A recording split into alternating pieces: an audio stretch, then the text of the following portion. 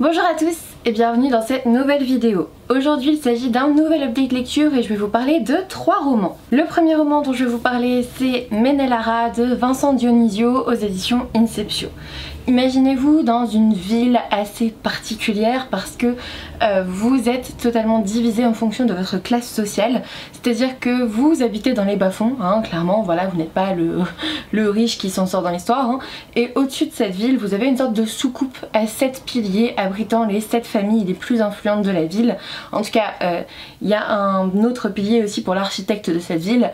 Bref, vous êtes dans les bas-fonds et vous en avez un petit peu marre de ces disparités. Tous les vivres arrivent dans la soucoupe et vous vous débrouillez un peu pour survivre. Hein. Globalement, c'est ça, c'est ça. Dans ce roman, on va suivre Gaël qui vient de perdre son père et qui ne se doute pas qu'après la perte de cet être cher, sa vie va être totalement chamboulée. Ce roman, je l'ai vu présenté comme du steampunk par la maison d'édition Inceptio et je dois dire que moi je suis pas d'accord. Pour moi, ça n'est pas du tout du steampunk. En tout cas, il n'y a pas assez d'éléments pour que ça soit réellement du steampunk ou qu'on puisse l'apprécier comme du steampunk. Pour moi, dans le steampunk, on est au 19e siècle avec la révolution industrielle, avec voilà, les machines à vapeur et tout ça. Enfin, on est en plein essor et là c'est pas du tout le cas, hein. Là c'est pas du tout le cas, à part un monocle et une canne pour un des personnages, franchement non. Et je pense que je l'aurais encore plus apprécié, alors j'ai vraiment bien apprécié ma lecture, hein, mais je pense que je l'aurais encore plus apprécié si on me l'avait pas présenté comme du steampunk. Une fois que j'ai fait mon deuil de ce genre là, qui n'était absolument pas présent dans ce roman, je me suis retrouvée dans une histoire de complot politique avec beaucoup de stratégie, beaucoup d'hommes influents en fait qui vont tout faire pour prendre le pouvoir. Et puis à côté on va avoir les terroristes et puis donc les martyrs et une sorte de secte religieuse un peu bizarre, les putras. Et bref, eux ils essayent de faire bouger un peu les choses, ils en ont un peu marre de ce fonctionnement là et on peut les comprendre. Et bref, on va faire la connaissance de Gaël, de ses amis, de sa sœur, de sa famille, parce que Gaël, voilà, il a aussi son frère qui est lui à part parce qu'il s'est marié avec la fille d'une grande famille et du coup voilà, il est plus du tout avec eux dans les bas-fonds, hein, il est plus du même monde. Bref, j'ai vraiment bien aimé ce roman, ça a été plein de stratégies, ça a été plein de complots, ça a été super sympa. Maintenant je regrette plusieurs choses. De 1, c'est la présentation comme du steampunk, c'est dommage. 2, il n'y a pas vraiment de femmes fortes dans ce roman. Il n'y a que de grands hommes qui veulent le pouvoir et qui se disputent le pouvoir. Même dans les différentes organisations, à chaque fois le chef c'est un homme et je trouve ça trop dommage en fait. Je trouve ça dommage de pas avoir mis une femme quelque part. Voilà. Alors oui, dans les amis de Gaël, il y a une femme qui je pense aura toute son importance dans le tome 2, mais c'est pas suffisant pour moi et voilà, j'aurais bien aimé une femme quelque part. J'aime bien les femmes fortes et déterminées, un peu badass dans ce genre de roman. Au niveau complot, stratégie, retournement de situation, on est plutôt servi. J'ai bien aimé ce premier tome et je vous assure que je lirai le second pour voir un peu où ça nous mène. Mais si vous souhaitez l'apprécier, lisez-le pour ce côté politique complexe d'une ville assez étrange. Une ville, je dirais pas futuriste, mais très particulière, très dichotomisé, voilà, vraiment séparé en deux.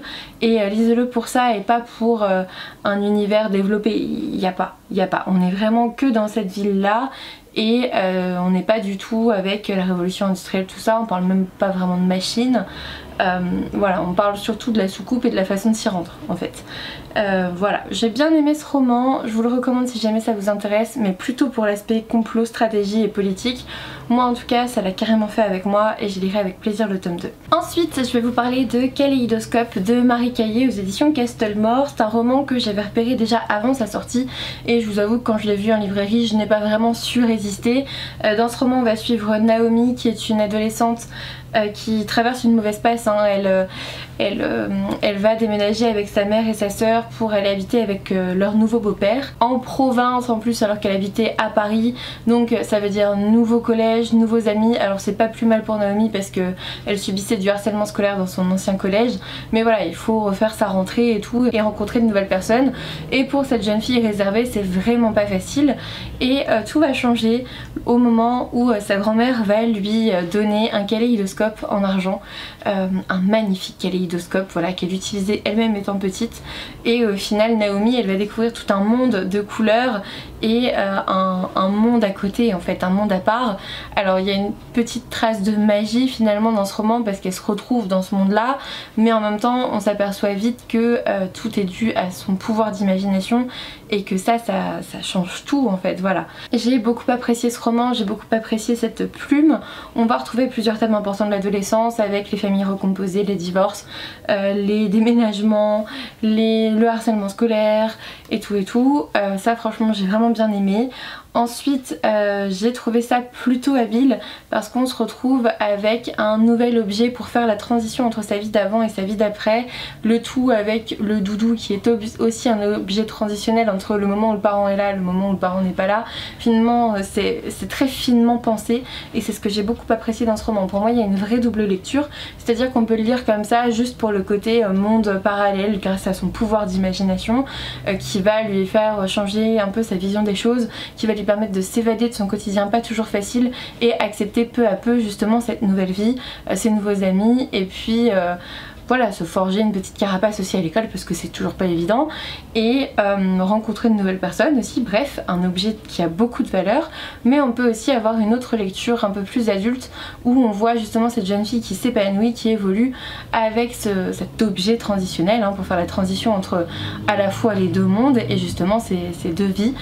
J'ai adoré ce roman, vraiment j'ai adoré parce que c'était très finement joué, très finement écrit. J'ai adoré la plume de Marie Caillé et du coup j'ai très hâte de découvrir Les Rumeurs d'Istar parce que j'ai justement le premier tome dans ma pile à lire et j'ai adoré la plume de cet auteur, donc j'ai hâte de la retrouver. En conclusion, je dirais que c'était vraiment un super roman qu'on peut lire à tout âge parce qu'on n'y verra pas forcément les mêmes choses et on n'en retirera pas forcément les mêmes enseignements.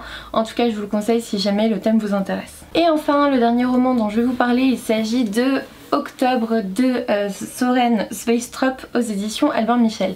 C'est un roman qui m'a été prêté par ma copine Agathe qui ne lit que des thrillers.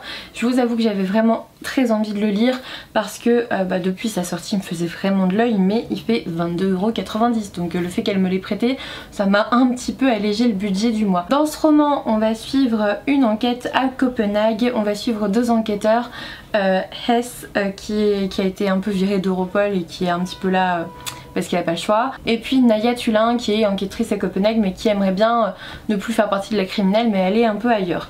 Bref, on a deux inspecteurs qui sont pas forcément à fond dans leur taf à la criminelle qui vont se retrouver devant une enquête assez particulière.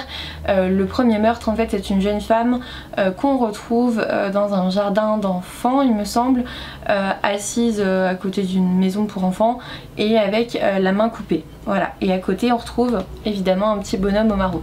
Donc ces deux inspecteurs vont aller sur la trace du tueur au marron. Voilà, on va avoir plusieurs meurtres à relier ensemble et tout ça. On est dans un vrai thriller de tueurs en série. Ce que j'ai un peu regretté, je vous l'avoue, c'est que j'ai pas été angoissée du tout en fait. Pour moi c'était une enquête, c'était très intéressant, mais il faut savoir que j'ai mis une semaine à le lire et je pense que ça m'a saboté ma lecture dans le sens où je le lisais en lecture commune avec Stéphanie qui l'a lu en 2-3 jours comme j'avais prévu de le faire, sauf que j'ai pas eu le temps de le lire et du coup je l'ai mis en pause, j'ai lu un chapitre par-ci par-là et j'avais l'impression que ça n'avançait pas, mais en fait ça n'avançait pas parce que je n'avançais pas, c'est pas l'histoire qui n'avançait pas, c'est parce que j'ai mis une semaine à lire ce beau petit bébé de 600 pages je crois. Ouais, de 630 pages. Du coup voilà, je pense que je me suis freinée pas mal. Du coup j'ai trouvé que le milieu, j'ai bien accroché au début et j'ai trouvé que le milieu était très long, mais parce que j'avais pas le temps de le lire en fait. Et par contre les 200 dernières pages je les ai mangées, mais je voulais juste savoir la fin. C'était méga addictif sur la fin et je voulais savoir le fin mot de l'histoire et je peux vous dire que j'ai pas été déçue. J'ai été très surprise par le dénouement, je m'attendais pas à ça et c'est tout à fait ce que j'attends d'un thriller. Je veux être surprise, je veux qu'on me sorte une théorie que je n'avais pas forcément imaginée et c'est exactement ce qui s'est passé là. Donc j'ai bien aimé ce roman, ça a été une très bonne lecture, je vous le conseille vraiment si vous aimez les thrillers de tueurs en série. Maintenant en effet c'est pas angoissant, moi je préfère les thrillers psychologiques, il faut le savoir, les trucs qui m'angoissent vraiment du début à la fin. Là c'était pas le cas parce que les victimes n'étaient pas nos deux inspecteurs, eux ils suivaient juste la trace du meurtrier. Et puis je vous conseille de le lire quand vous avez un vrai moment pour le lire, c'est à dire quand vous avez le temps de pouvoir le dévorer du début à la fin et pas comme moi le faire traîner sur une semaine. Bref, je vous le conseille vraiment. vraiment c'était une super lecture. Cette vidéo est maintenant terminée, j'espère qu'elle vous aura plu. N'hésitez pas à me dire en commentaire ce que vous en avez pensé, si vous avez lu ou si vous aimeriez lire les romans que je vous ai présentés. Un petit pouce bleu, un abonnement si ça n'est toujours pas fait, voire un soutien sur YouTube si vous avez 2-3 minutes, ça me ferait super plaisir. Et puis moi je vous dis à bientôt pour une nouvelle vidéo.